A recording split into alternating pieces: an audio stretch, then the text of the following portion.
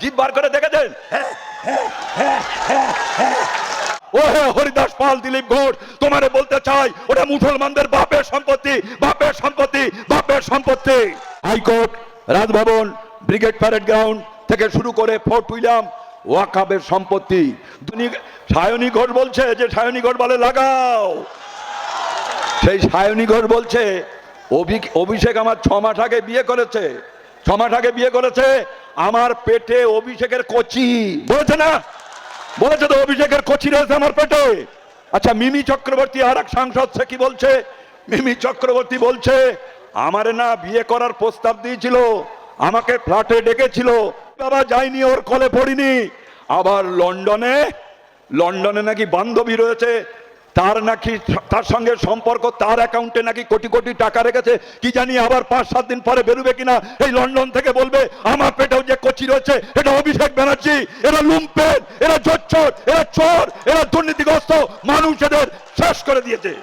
এরা বিরোধী শক্তি, বিশেষ করে যারা এখন সরকারে রয়েছে, বিজেপি এবং নব্য বিজেপি, এই অঞ্চলে নব্য বিজেপি তৈরি হচ্ছে তৃণমূলের যারা লুট করে খেয়েছে, দুর্নীতি করেছে, কাটমানি খেয়েছে, তোলাবাজি করেছে, অত্যাচার করেছে, তাদেরকে দলে ঢুকিয়ে নিয়ে 2 নম্বর ব্লকের মধ্যে সন্ত্রাস তৈরির চেষ্টা করছে। এবং আরো একটা দল, তাদের যে সে নেতা কিনা আমি জানি না, সেই দলের ইউটিউবারদের ডেকে নিয়ে নানান বড় বড় বক্তব্য রাখছে।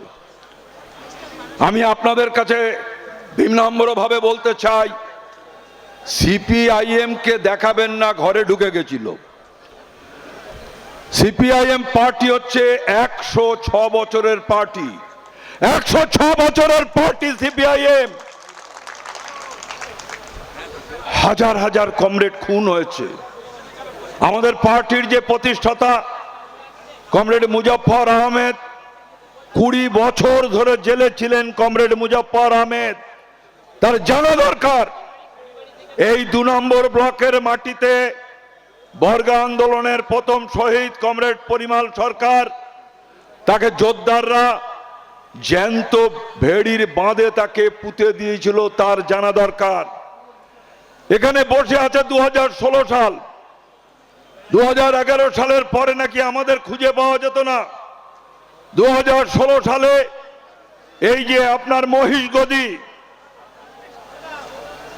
আজকে নূর ইসলাম আমাদের কমরেড, আমাদের নেতৃত্ব বাড়ি এসেছিল, তাকে নির্মম ভাবে তৃণমূলের সন্ত্রাসীরা, গুন্ডারা তারে বাঁশের মাথায় পেরেক দিয়ে, বাঁশ দিয়ে থেতলে থেতলে মেরেছে। তার ছেলে এখানে বসে আছে, তার নাম রাজু। উঠে দাঁড়াও, আমি রাজুকে লাল সালাম জানাচ্ছি। আর যারা এখানে বলে যে সিপিআইএম নাকি ঘরে ঢুকেছিল, আমরাই নাকি বার করেছি, 80,000 2011 সালের পরে আমাদের সিপিআইএম পার্টির 11,000 পার্টি কর্মী নেতৃত্বকে মিথ্যা মামলায় জেলে ঢুকিয়েছে।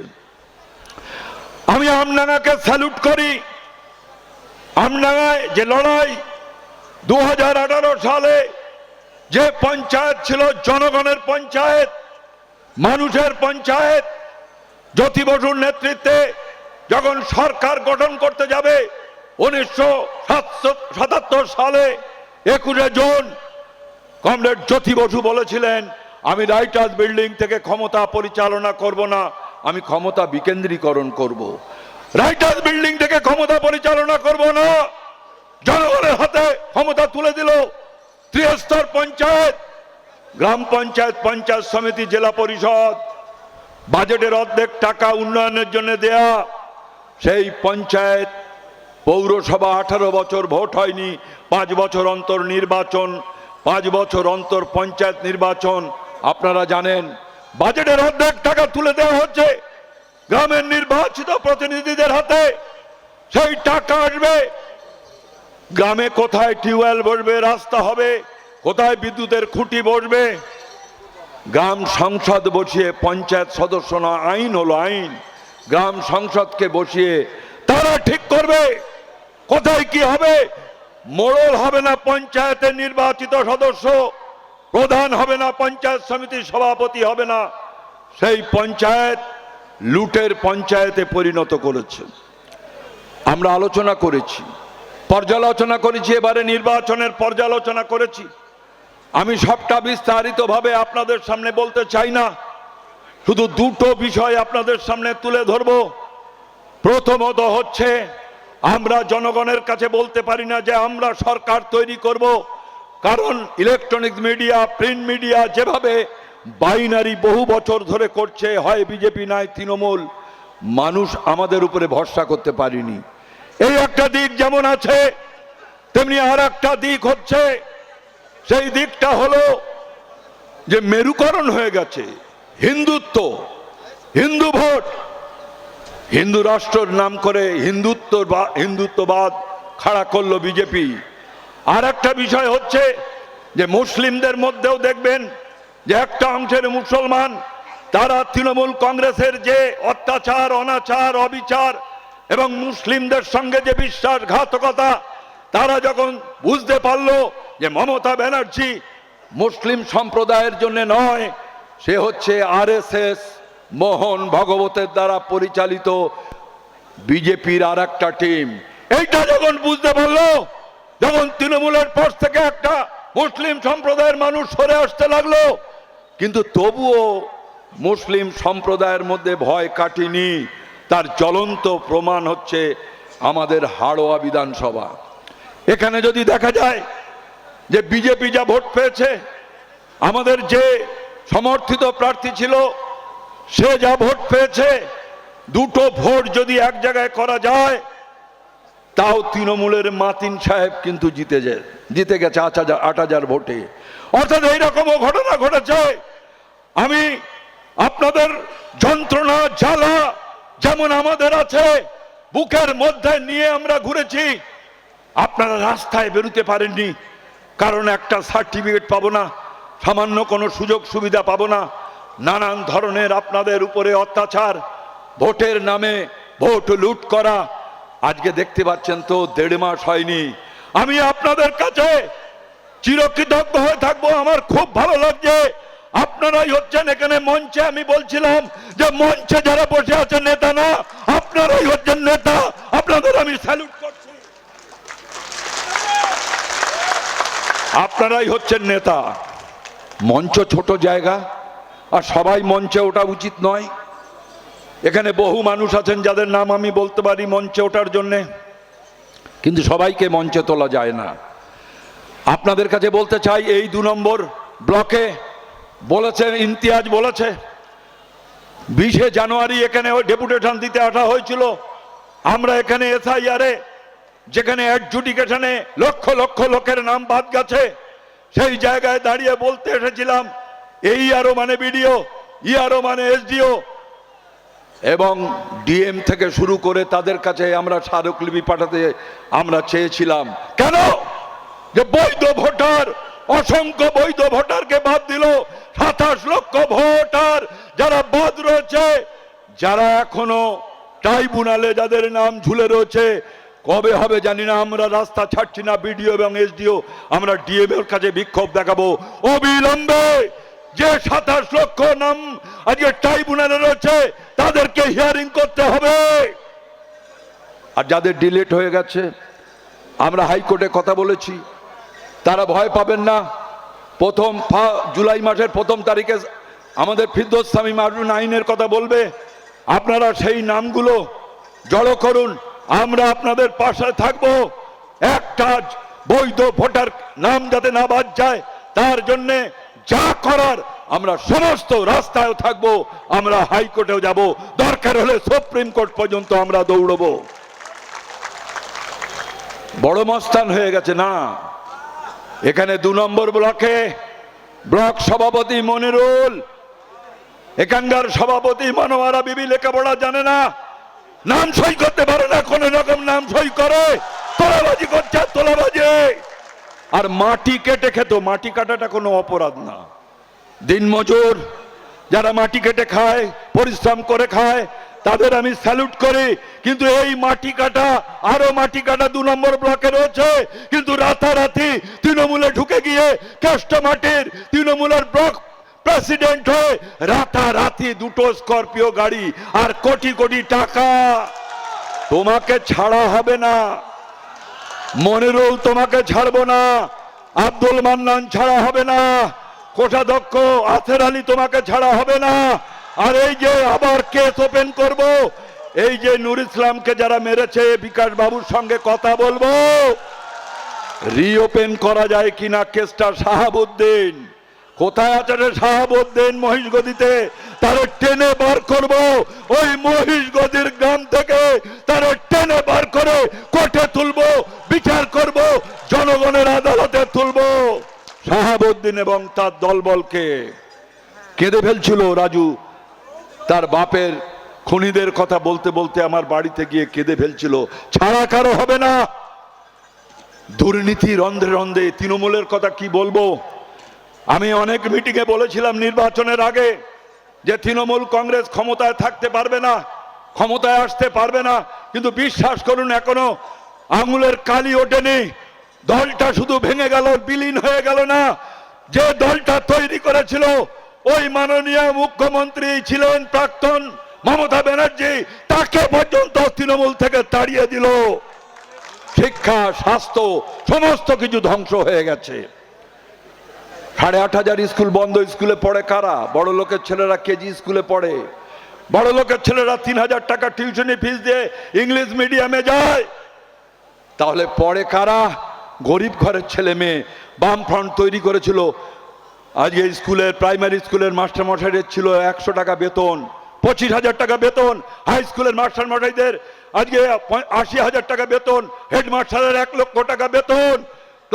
প্রথমে ক্লাস 10 পর্যন্ত বিনা পয়সায় পড়ার ব্যবস্থা, তারপর 12 ক্লাস পর্যন্ত পড়ার ব্যবস্থা, ক্লাস 6 পর্যন্ত বিনা পয়সায় বই।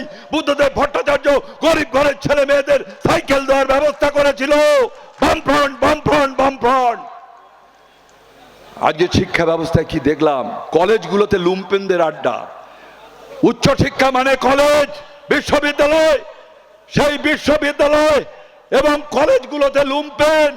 তৃণমূলের ছাত্র পরিষদের ইউনিয়ন অফিস দখল করে সেই ইউনিয়ন অফিসের মধ্যে মদের বোতল, কন্ডম থেকে শুরু করে মেয়েদের নিয়ে ফুর্তি করছে। কামদুনি থেকে গোটা পশ্চিম বাংলার সোমা বলেছে ও মহিলা নেত্রী সর্বভারতীয়। ও বলেছে 6 বছর থেকে 60 বছর কেউ রেহাই পায়নি। শুধু কি এরা করেছে? আচ্ছা, গ্রাম বাংলায় পুকুর আছে তো, এখানে পুকুর আছে না? তাহলে শোল যেদিকে যায় পোনা তো সেই দিকেই যাবে। শোল যেদিকে যায় পোনা যায় না, এ তো হয় না। তাহলে শোল যেদিকে যায় পোনা সেই দিকে যায়। আমি বলতে চাই আঞ্চলিক দল হচ্ছে তৃণমূল, আর সর্বভারতীয় তৃণমূল কংগ্রেসের সভাপতি হচ্ছে অভিষেক ব্যানার্জি। অভিষেক ব্যানার্জি সম্পর্কে চুরি জোচ্চুরি আমি আর যাচ্ছি না। সায়নী ঘোষ বলছে যে, সায়নী ঘোষ বলে লাগাও। সেই সায়নী ঘোষ বলছে অভিষেক আমার 6 মাস আগে বিয়ে করেছে, 6 মাস আগে বিয়ে করেছে, আমার পেটে অভিষেকের কচি। বলেছে না? বলেছে তো, অভিষেকের কচি রয়েছে আমার পেটে। আচ্ছা, মিমি চক্রবর্তী আর এক সাংসদ, সে কি বলছে? মিমি চক্রবর্তী বলছে আমারে না বিয়ে করার প্রস্তাব দিয়েছিল, আমাকে ফ্ল্যাটে ডেকেছিল। এ কি সিপিআইএম এর আহমেদ খানের কথা? বলুন হ্যাঁ কি না আমার কথা? তাহলে সেই জায়গায় দাঁড়িয়ে মিমি চক্রবর্তী বলছে আমায়ও ডেকেছিল, আমায় আরো বে করবে বলেছিল, আমি বাবা যাইনি, ওর কলে পড়িনি। আবার লন্ডনে নাকি বান্ধবী রয়েছে, তার নাকি তার সঙ্গে সম্পর্ক, তার অ্যাকাউন্টে নাকি কোটি কোটি টাকা রেখেছে। কি জানি আবার 5-7 দিন পরে বেরোবে কিনা, এই লন্ডন থেকে বলবে আমার পেটেও যে কচি রয়েছে এটা অভিষেক ব্যানার্জি। এরা লুম্পেন, এরা জোচ্চোর, এরা চোর, এরা দুর্নীতিগ্রস্ত মানুষ, এদের শেষ করে দিয়েছে। তাই আপনাদের কাছে বলতে চাই যে এই রকম একটা পরিস্থিতি তৈরি হয়েছে গোটা পশ্চিম বাংলায়। পশ্চিম বাংলায় যখন মানুষ ঘৃণা ভরে তৃণমূলকে, সেই যেমন চাঁদ সওদাগরকে বাঁ হাতে করে ছেলে বাঁচাবার জন্য ভোট আপনার পুজো দিয়েছিল না চাঁদ সওদাগর, তেমনি অনেক মানুষ তারা এই তৃণমূলের অত্যাচার অনাচার, ভোট না দিতে দেওয়া, গণতন্ত্র হত্যা, লুট, এইসবের বিরুদ্ধে মানুষ রাগে পড়ে বিজেপিকে ভোট দিয়েছে। কারণ মানুষ বিশ্বাস করতে পারছিল না বামফ্রন্ট ক্ষমতায় আসবে। কিন্তু আপনারা তৈরি হয়েছিলেন, আজ আপদ গেছে, বিপদ এসছে। কিন্তু আমরা যদি লক্ষ্য করি, যারা বিজেপিকে ভোট দিলেন, যারা তৃণমূলের ঘৃণা ভরে যাকে তাড়ালেন, যাকে ভোট দিলেন না, পশ্চিম বাংলার সরকারে বসতে দিলেন না, সে তারা কোথায়? যারা হেরেছে, শওকত মোল্লা মাচ্চোর, রেকর্ড বেরিয়ে না, মাচ্চোর শওকত মোল্লা, তারপরে সুজিত বসু, উদয়ন গুহ, তারপরে হচ্ছে যারা হেরেছে তারা সব গেছে জেলে, আর যারা জিতেছে তারা হোটেলে, এই এয়ারপোর্টের পাশের হোটেলে শুভেন্দু অধিকারীর কোলে। তা বিজেপি বন্ধুদের বলতে চাই, ববি হাকিম যে বুলডোজার দিয়ে তুমি ঘর ভাঙতে গেলে, সেই জাভেদ খান সে আজকে তো বহাল তবিয়তে রয়েছে। বিরোধী দল মানে কি? ওর ভিতরে গিয়ে বিরোধিতা করছে, আর বাইরে এসে হোটেলে মিটিং করছে 20 জন সাংসদ। ভূপেন আজকে যাদবের তিনি মন্ত্রী, তার কাছে গিয়ে কাকুলি ঘোষ দস্তিদার সহ সমস্ত উঠে গেল। তোমার পোনাদের কি হবে?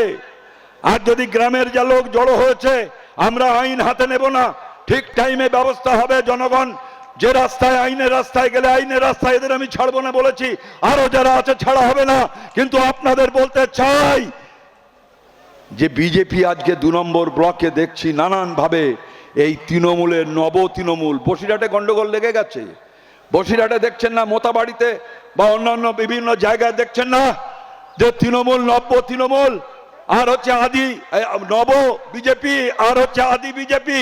আদি বিজেপি বলছে 17 সাল থেকে, কেউ বলছে 12 সাল থেকে, কেউ বলছে 8 সাল থেকে বিজেপি করে এসছি, আর এরা এসে উড়ে এসে জুড়ে নিল বিল। এই যে যত চোর ছোট্টা আজকে চরিত্রহীন তৃণমূলের যারা ছিল তারা সব চলে গেছে। আমি দেখছি 2টো ক্যাম্প রয়েছে, 4 তারিখে ভোট গণনা হচ্ছে, একটা বিজেপির একটা তৃণমূলের, 1টা-1:30টা পর্যন্ত দেখছি আরো হয় কিনা। যেই দেখলো তৃণমূল সরকার তৈরি করতে পারবে না, লাভ মেরে বিজেপির ওই ক্যাম্পে ডাকিনি এবং তাদের আবিরও দেয়নি। তারা তৃণমূলের ওই ক্যাম্প থেকে আমার চোখের সামনে বিজেপির ক্যাম্পে গিয়ে গেরুয়া আবির মেখে জয় শ্রীরাম বলে ঝাঁপিয়ে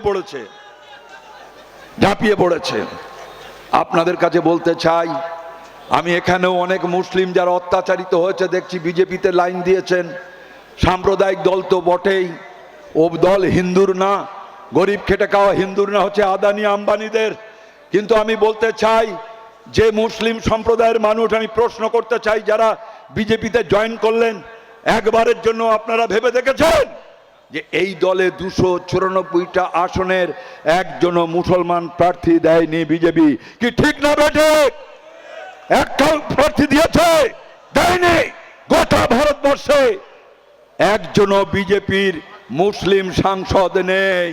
আর যারা বলছে হয় কোরআন ছাড়ো নয় ভারত ছাড়ো, ওই যে মাথা মোটা দিলীপ ঘোষ কি বলল?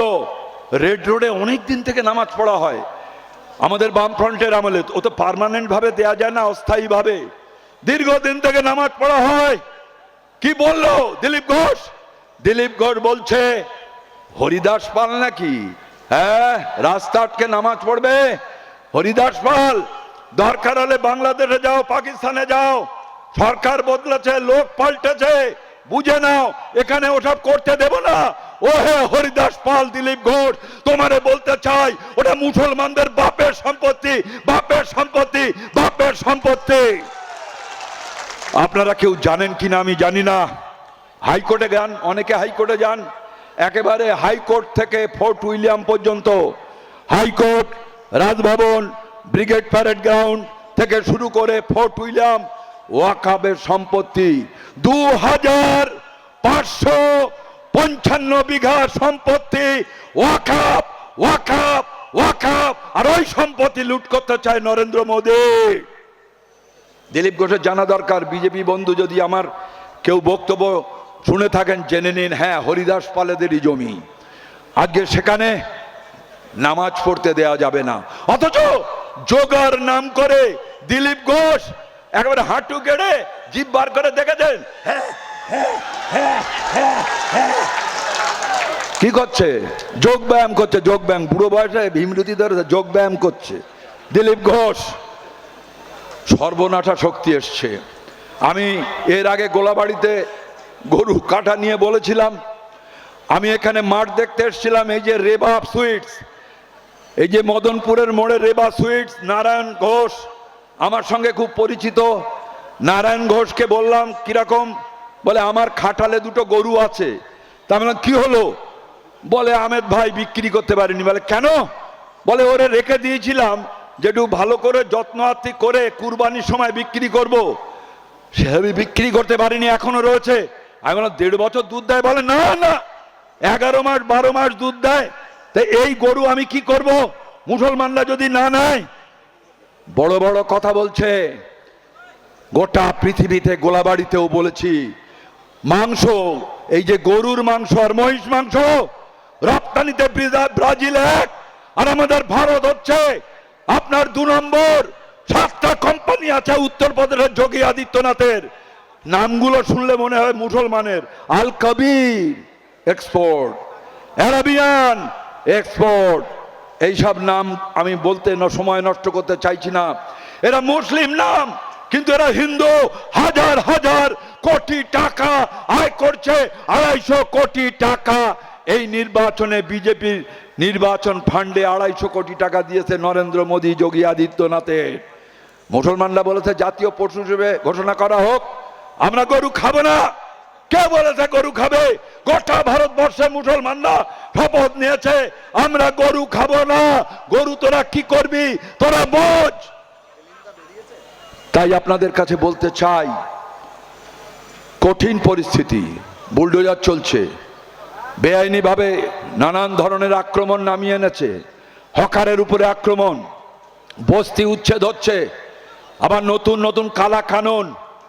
আমরা চাই যারা চোর চোর ধরে জেলে পড়ো, কিন্তু এটা কখনোই নয়। আইন এটাকে পারমিট করে না যে কারুর কোমরে দড়ি দিয়ে, কারু গলায় দড়ি দিয়ে, কারুর নমস্কার মানে ক্ষমাছে কান ধরে সারা গ্রামের মধ্যে ঘোরানো, এ কোন কাজ? গ্রামের মানুষ প্রতিবাদ করেছিল, আর সেই প্রতিবাদ করার জন্য একজন মাননীয় মুখ্যমন্ত্রী আমার রাজ্যের, সে সংবিধানকে শপথ করে নিয়েছে গেছে, শপথ করে সে বলছে আমি মুখ্যমন্ত্রী, আমি পুলিশ মন্ত্রী, আমি এসপিকে বলছি যারা বিক্ষোভ দেখাচ্ছে, এই ধরনের আন্দোলন করছে, তাদেরকে ধরে ধরে রাষ্ট্রদ্রোহিতার আইন দাও। পারে নাকি? আপনারা জানেন 20 সালে এনআরএস এর বিরুদ্ধে লড়াই করতে গিয়ে গবেষক ওমর খালিদ 20 সালে ধরা পড়েছে, এখনো জেলে রয়েছে, ছাড়া পাচ্ছে না। তাকে এই রাষ্ট্রদ্রোহিতার আইনে ধরেছে। মানুষকে আটকাবার জন্য ভয় পেয়েছে ওরা। আমি থানায় জিজ্ঞেস করেছিলাম বড়বাবুকে যে প্যারামিলিটারি আপনার যে পোস্ট পোল ভায়োলেন্সের পরে চলে যাওয়ার কথা যাচ্ছে না কেন? বলে আহমেদ বাবু এখন একটা থানায় 1 কোম্পানি আছে, এরপরে 1 কোম্পানি 2টো থানায় নেবে, অর্থাৎ এদের সরাবে না। জনরোষ বুঝতে পারছে। ঘোষেরাও বলছে আর ওদের ভোট দেব না। হিন্দু একটার পর এক দোকান ভেঙেছে, কিন্তু বড় লোকের দোকান ভাঙছেন, ও হকার না। হলদিরাম ভুজিয়ালের দোকান রয়েছে, সেটা কিন্তু হকার না, হকার হচ্ছে তপন, স্বপন, রতন, এদের দোকান গুঁড়িয়ে দেওয়া হচ্ছে। 2014 সালের আইন বলছে পুনর্বাসন না দিয়ে কাউকে এভাবে বস্তি হোক, রেল লাইনের ধারে হোক, তাদের তোলা যায় না। সুপ্রিম কোর্টের 2014 সালের আইন আজকে তুলছে, আজকে গুন্ডা দমন আইন আনছে। কালকে আমরা রাস্তায় থাকলে, আমরা আন্দোলন প্রতিবাদ গরিব মানুষের জন্য করলে আমাকেও ধরতে পারে, পলাশকেও ধরতে পারে, আমাদের সবাইকে ধরতে পারে। আমি তৈরি আছি। আমায় খুন করো, জেলে দেওয়ার কতবার দেবে? জেলে দাও, মারো, পেটাও, অন্যায়ের বিরুদ্ধে, অত্যাচারের বিরুদ্ধে, গুন্ডা দমন আইন হোক, রাষ্ট্রদ্রোহিতার আইন হোক। রাস্তায় ছিলাম, রাস্তায় আছি, রাস্তায় থাকবো। আপনারা সবাই থাকবেন তো? সবাই থাকবেন তো? তাই আপনাদের কাছে বলতে চাই, কঠিন পরিস্থিতি। এই পরিস্থিতিতে ঐক্যবদ্ধ লড়াই ছাড়া কোনো রাস্তা নেই। খামার থেকে প্রায় 800-900 লোকের মিছিল আসছিল, বিজেপি আটকে দিতে কুতুব বলার সময় বলেছে। কালকে একটা আমাদের মাইক প্রচারের সময় আক্রমণ করেছে, কিন্তু আমরা ওই গুটি কয়েক তারা সম্প্রদায়গত কমিউনিটিগতভাবে হিন্দু, কিন্তু মুসলিম অধ্যুষিত অঞ্চল। আপনাদের কাছে বিনম্রভাবে অনুরোধ করব, ওরা পায়ে পা দিয়ে একটা সাম্প্রদায়িক দাঙ্গা বাঁধাবার চেষ্টা করছে। আমরা ওই ফাঁদে পা দেব না। আমরা প্রশাসনকে জানাবো, আমরা তাদের বিরুদ্ধে অভিযোগ আজকে জানাবো, যা করার প্রশাসন থেকে তারা করুক।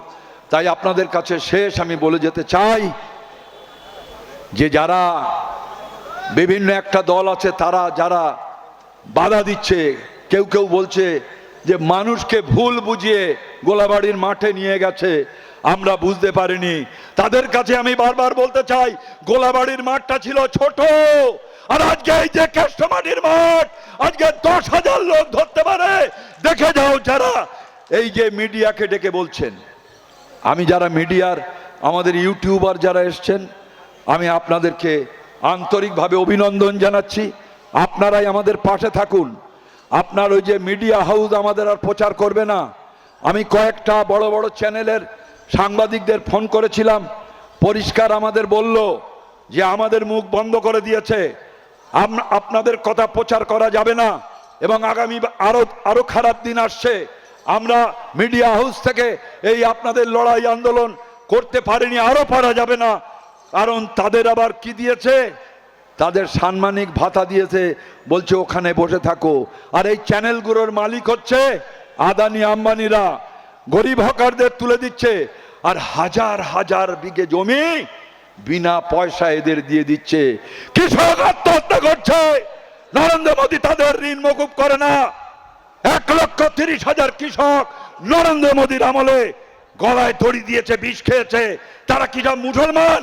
যদি 80% জন হিন্দু হয়, তাহলে 1,04,000 মতো হিন্দু কৃষক তারা ফসলের দাম না পেয়ে হয় বিষ খেয়ে নাই, গলায় দড়ি দিয়েছে। তাই আপনাদের কাছে বিনম্রভাবে বলতে চাই, এই সরকারটা কখনোই হিন্দু মুসলমান জৈন খ্রিস্টানের নয়। ওই হিন্দুদের, যে হিন্দুদের 16 লক্ষ কোটি টাকা, আপনার আমার টাকা ব্যাংকে রাখি, সেই টাকা আদানিকে 34,000 কোটি টাকা ব্যাংক থেকে ঋণ নিয়েছে, 26 কোটি টাকায় তাকে মকুব করে দেওয়া হয়েছে। তাই আবারও বলবো, লড়াই চলবে এদের 15 বছর, এদের 5 বছর আগে আমরা দেখিয়ে দেবো এটা টেলার। আরো বড় আন্দোলন হবে, তৈরি থাকুন। সবাইকে সংগ্রামী অভিনন্দন জানিয়ে আমার বক্তব্য শেষ করছি। ইনকলাব জিন্দাবাদ, সিপিআইএম জিন্দাবাদ। তুমি কি ব্যায়াম করলে নাকি? যোগ ব্যায়াম? কমরেড আহমেদ